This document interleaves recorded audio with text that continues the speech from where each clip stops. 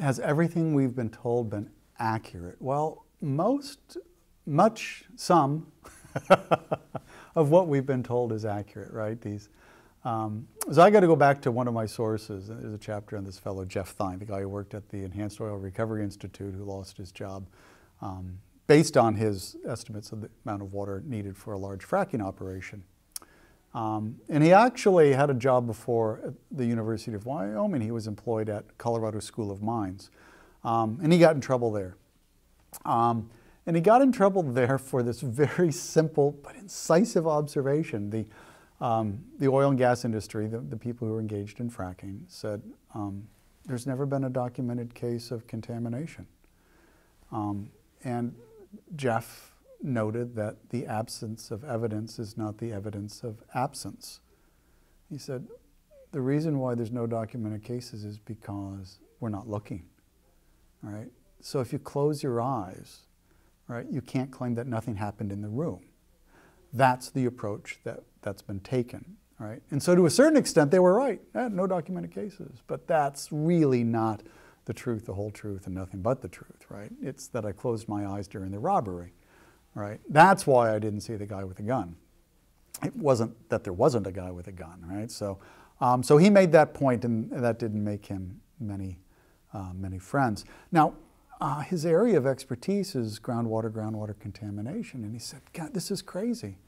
And I have every reason to believe this guy. I think he's credible. He says, I don't know what the numbers are. 98, 99% of all fracking wells have integrity. They're fine. There's not going to be a problem. He said 1 or 2%, right? But he said, we have the techniques, we have the methods. We could monitor, we could find out the bad ones, right? He said, this is insane, right? So all we have to do is pick out the few bad apples, assure the public that we're doing the responsible monitoring, and the vast majority of them are fine. The casings aren't cracked, they aren't going to leak. But he said the industry won't allow it. They won't allow it because it's sort of the camel's nose under the tent, right? Because what it is, it's an admission that there are serious dangers, they have to be monitored, and that really bad stuff can happen to groundwater when it does. And they don't want that to happen. So the other thing we don't know, and again, one of the reasons why we can say, well, they've been honest with us because they don't look, and that is there are laws in many states, including Wyoming, that the public cannot ask and will not be told what the proppants, the non-water-based chemicals that are injected to create the fractures underground and to hold those fractures in place. We aren't told what those chemicals are. We can't. They're called trade secrets. They're protected as trade secrets.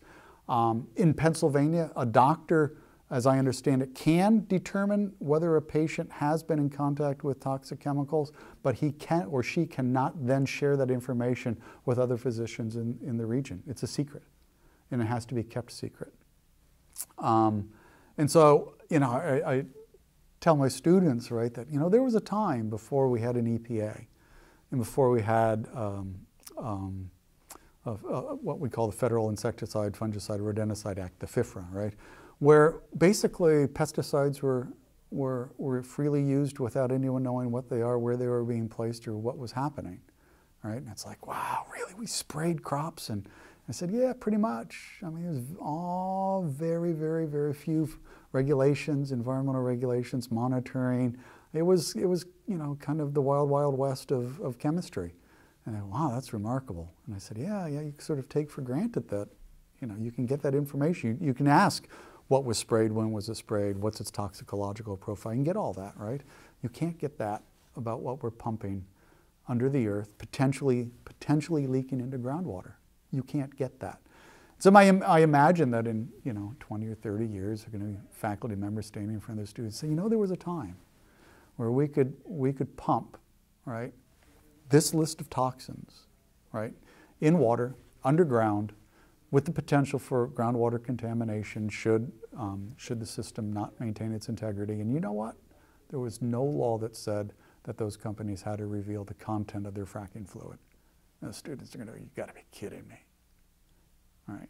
And so are we being told everything about fracking? Well, we're being told some things about fracking, and I mean, well, here we are in New York. I mean, you got Tony Ingraffia, right, at Cornell University. Boy, talk about a guy who was talking about some uncomfortable truths about natural gas and methane and its greenhouse effects, and the way the industry went after that guy.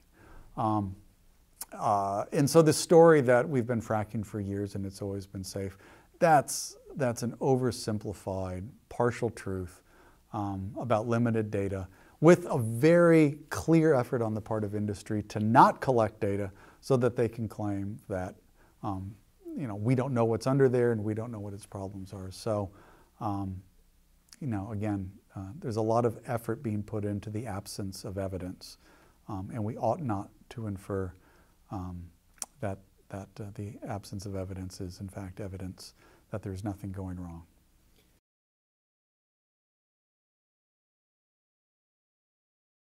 With the EPA, at least now, and I worked, so when I first worked at the University of Wyoming, I have a Ph.D. in entomology. I was hired to do rangeland grasshopper ecology. I worked with big chemical companies, right?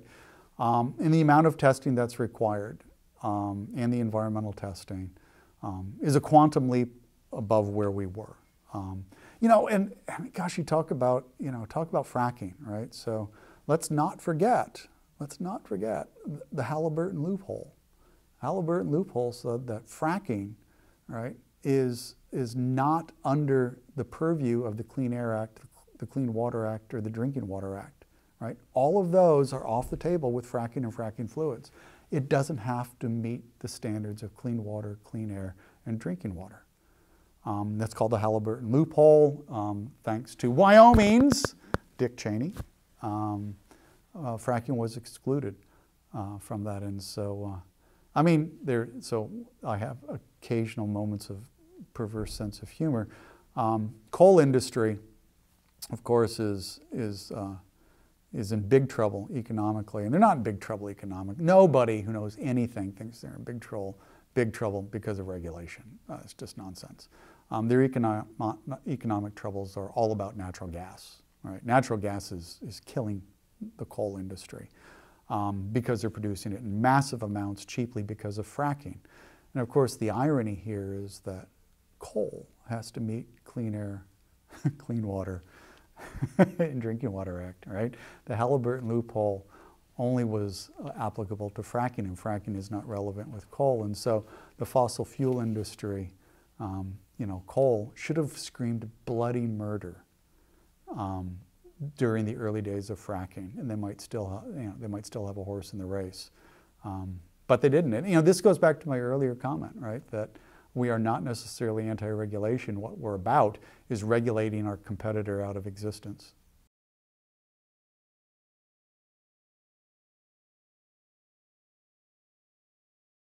I can't think of any major extractive industries, or for that matter, any major industries that are unregulated. Pharmaceutical industry, agriculture, mining, okay, they're all regulated.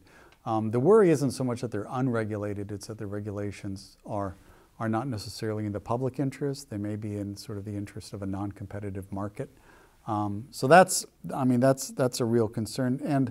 And again, there's this word, it's sort of a mouthful, but I kind of like it. The word is the corporatocracy, right? And so, we refer to Russia as a kleptocracy, right?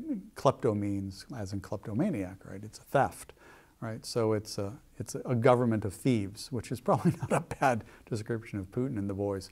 But our own government is looking more and more like a corporatocracy, right? It's a blending of the corporate and the government. And so here's how I think of corporations, right?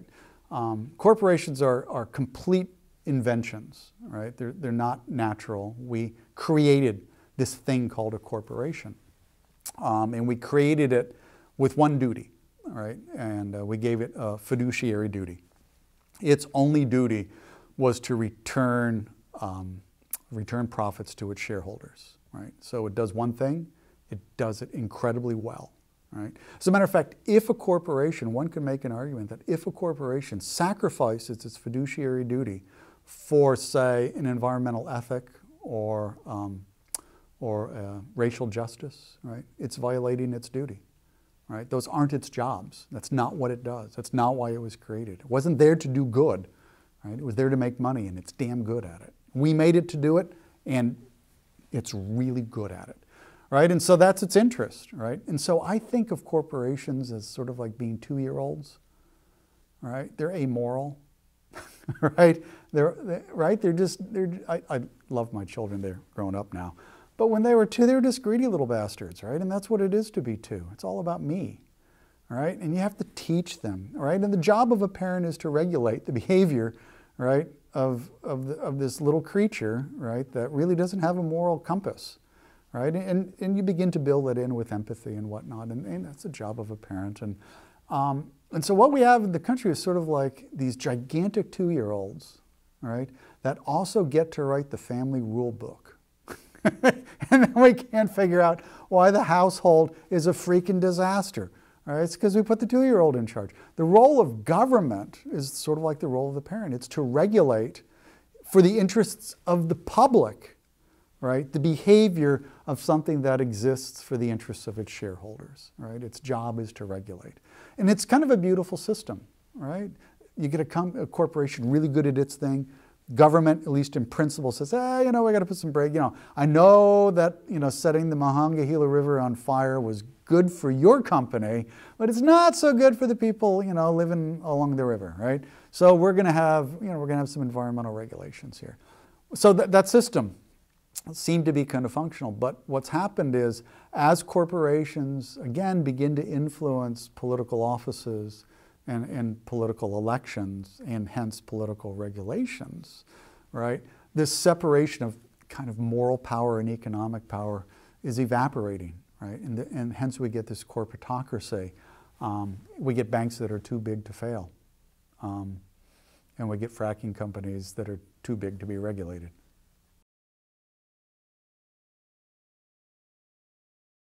There are some corporations that have included in their charters, and there are some mutual funds, right? That, and again, it's up to the shareholders, right? So the shareholders can decide that in mutual funds, right? Their advisors, if I've got a mutual fund, I can do anything I want. I can say no tobacco, right? Or no pesticides, or no big farm, or whatever I want. And that's even freer in a sense, right? So I can pick and choose these money-making ventures, but I can pick the ones that align with some sort of moral principles. So that, mutual fund is a way of doing that. And of course we have, various nonprofits which also can function. Although, just because you're nonprofit doesn't mean that you do good. So let's not confuse those things either. It's another example, right? So all of my cases in Wyoming, this is what I tell people when I go around the state. I said, look, all these are about the most Republican legislature in the country, right, colluding with one of the largest corporations or corporate enterprises in human history, the fossil fuel industry. And so you could say, oh, well, he's just, a crazy environmental Democrat. And actually, I'm not crazy. I'm not Democrat, and I guess I am kind of environmental. But the point that I make is that, look, that's how power and money lined up in Wyoming, right?